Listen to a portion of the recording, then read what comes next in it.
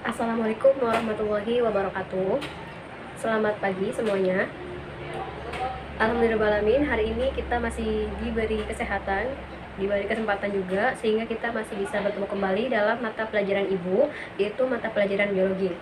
Untuk hari ini kita akan melanjutkan materi minggu kemarin, yaitu masih mengenai anabolisme. Sebelum kita mulai pembelajaran hari ini, mari kita berdoa terlebih dahulu. Berdoa dalam hati, mulai. Selesai. Baik, selanjutnya Ibu akan mengecek kehadiran kalian terlebih dahulu. Di sini Ibu akan mengabsen. Nanti yang disebut namanya kalian silakan dibuka mikrofonnya dan bilang hadir ya. Alhamdulillah pada pertemuan hari ini sudah hadir semua ya. Oke, untuk pertemuan hari ini kita akan melakukan virtual lab. Nah, jadi kan kemarin kita belajar mengenai anabolisme. Salah satu contoh dari anabolisme adalah fotosintesis. Nah, untuk hari ini kita akan melakukan praktikum secara virtual lab mengenai fotosintesis, yaitu fotosintesis in house. Nah, fotosintesis in house ini merupakan suatu percobaan untuk membuktikan bahwasannya dalam proses fotosintesis itu dihasilkan adanya oksigen.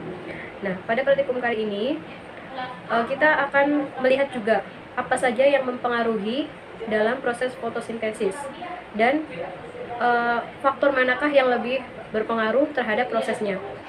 Oke, untuk mulai praktikumnya, Ibu akan mengirimkan link aplikasinya terlebih dahulu ke grup WhatsApp. Silahkan kalian nanti mengakses link tersebut. Baik, Ibu di situ sudah mengirimkan link di grup WhatsApp. Kalian bisa langsung mengakses linknya, kemudian langsung masuk ke aplikasi. Baik, di situ sudah tertera sebuah praktikum virtual mengenai in house. Nah, di situ terdapat sebuah tabung yang berisi air, kemudian ada juga tanaman hidrilla. Di situ tertera juga tombol yang untuk mengatur banyaknya intensitas cahaya dan juga suhu yang bisa diubah-ubah.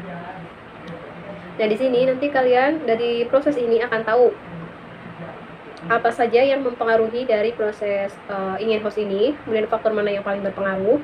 Di sini nanti kalian lakukan percobaan dengan mengganti suhu dan intensitas cahayanya. Di sini temperaturnya itu sendiri berkisar dari 10, kemudian ada 25 dan juga 40. Untuk intensitas cahayanya berkisar dari 1000, 2000 dan 3000. Nanti kita lakukan percobaan. Contoh ini yang pertama kita gunakan temperaturnya 10. Kemudian intensitas cahayanya sebanyak 1000. Nah, kemudian kita coba selama 30 detik. Nah, kemudian di sini tertera berapa banyak gelembung yang dihasilkan. Nah, pada proses fotosintesis itu kan menghasilkan oksigen. Nah, jadi jika tanamannya itu ada di dalam air, nanti akan keluar gelembung. Nah, itu merupakan oksigen yang dihasilkan dari proses tersebut. Nah, jadi kita coba selama 30 detik. Nah, setelah 30 detik, maka kita akan tahu berapa banyak oksigen yang dihasilkan. Nah, selanjutnya kita coba dengan mengganti lagi temperaturnya. Misalkan temperaturnya 25, kemudian intensitas cahayanya sebanyak 2000. Nah, itu akan menghasilkan banyak gelembung yang berbeda ya. Misalkan pada percobaan pertama tadi dengan temperaturnya 10, suhu intensitas cahaya 1000, gelembung yang dihasilkan itu adalah 6. Nah, kalau misalkan temperaturnya 25, kemudian intensitas cahaya 2000, gelembung yang dihasilkan berapa, nanti akan berbeda. Nah, jadi dari proses itu kita akan mengetahui komponen apa yang berpengaruh dan paling berpengaruh pada proses fotosintesis. Baik, di situ kita sudah bisa melihat percobaan in house-nya. Ada intensitas cahaya dan juga temperatur yang bisa kita rubah. Nah, di sini kita coba misalkan intensitas cahayanya kita jadikan 1000, kemudian temperaturnya 10. Kita coba dalam waktu 30 detik dan kita hitung berapa banyak gelembung yang dihasilkan.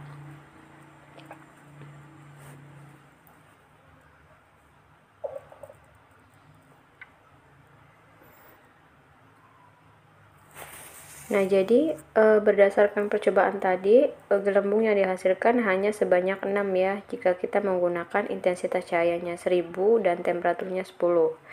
Kemudian kita coba temperaturnya kita naikkan 25 derajat Celcius, Kemudian intensitas cahayanya atau lumennya kita juga naikkan menjadi 2000. Kita coba selama 30 detik.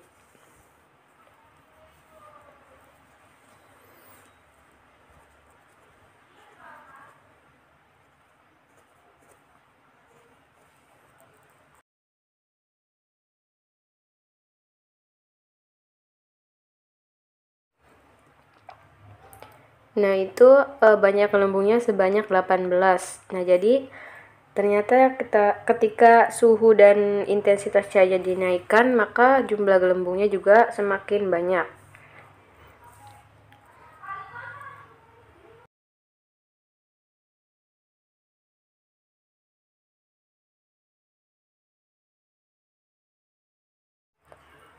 Kemudian kita coba lagi menggunakan temperatur 40 derajat Celcius dan intensitas cahayanya kita naikkan menjadi 3000.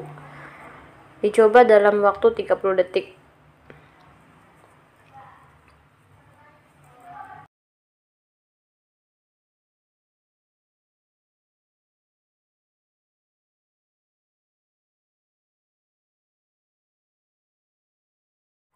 Nah, di situ kita bisa lihat jumlah gelembung yang dihasilkan hanya sebanyak 10. Nah, jadi ketika suhunya terlalu tinggi atau intensitas cahayanya terlalu tinggi, ternyata tidak berpengaruh terlalu baik pada laju fotosintesis. Nah, ini kita coba lagi, kita menggunakan intensitas cahayanya 20.000, kemudian temperaturnya 10 derajat Celcius, dicoba dalam waktu 30 detik. Kita lihat apakah gelembung yang dihasilkan bisa lebih banyak atau tidak. Nah, kita lihat ternyata gelembung yang dihasilkan itu hanya 9. Jadi, jumlah gelembungnya lebih sedikit.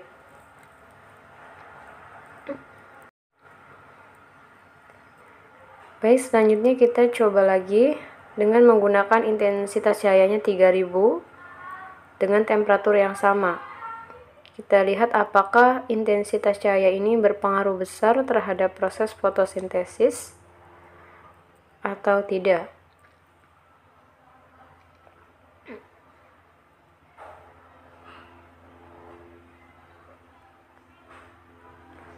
Nah, hasil gelembungnya sebanyak 10 ya, jadi lebih banyak daripada pada saat intensitas cahayanya itu sedikit. Sekarang kita naikkan temperaturnya menjadi 40 dan intensitas cahayanya kita kecilkan menjadi 1000. Kita coba dalam waktu 30 detik.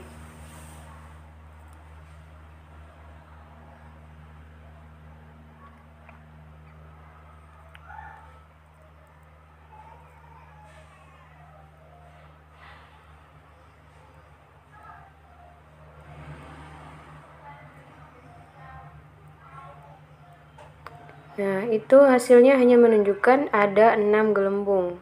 Jadi, intensitas cahaya ini sangat berpengaruh terhadap proses fotosintesis. Bisa dilihat pada saat kita menggunakan intensitas cahaya yang kecil, jumlah gelembung yang dihasilkan juga sedikit. Kita naikkan menjadi 2000 intensitas cahayanya dengan temperaturnya 40. Kita coba selama 30 detik.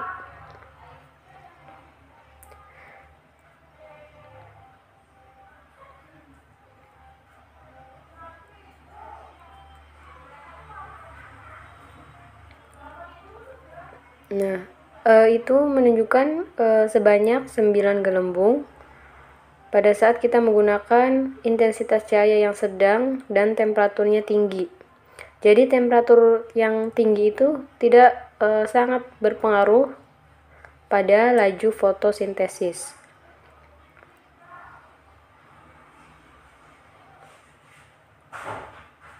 Kemudian kita coba menggunakan,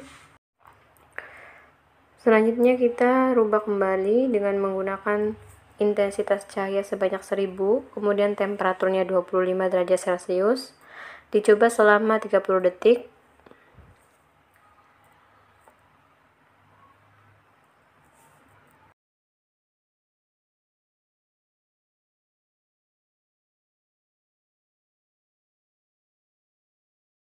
Iya, hasilnya cukup banyak ya gelembungnya, sebanyak 12. Jadi ternyata temperatur yang sedang, kemudian intensitas cahaya yang kecil juga ternyata bagus dalam proses fotosintesis.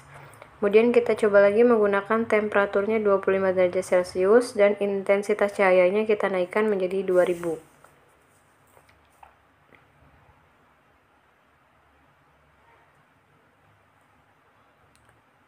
Bisa kita lihat bahwa gelembungnya ini bertambah semakin banyak ketika intensitas cahayanya dinaikkan. Kemudian kita coba ketika menggunakan intensitas cahaya atau lumennya 3000 dengan temperatur yang masih tetap yaitu 25 derajat Celcius.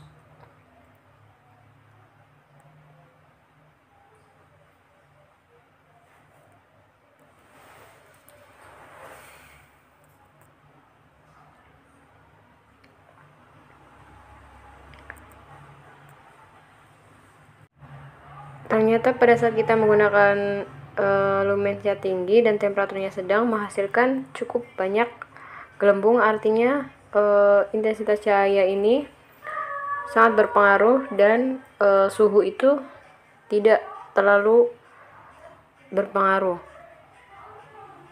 Kita coba lagi pada saat kita menggunakan intensitas cahayanya 0 dan temperaturnya 10 derajat Celcius. Bisa dilihat bahwasanya jumlah gelembung sangat sedikit, menunjukkan bahwa dalam proses fotosintesis tersebut akan berjalan dengan baik pada saat ada intensitas cahaya yang tinggi.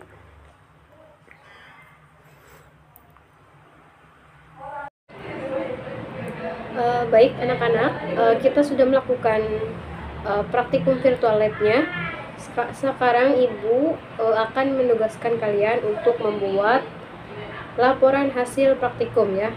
Jadi dari praktikum yang sudah kita lakukan tadi, kalian bisa membuat laporannya, membahas mengenai praktikum yang sudah kita lakukan tadi.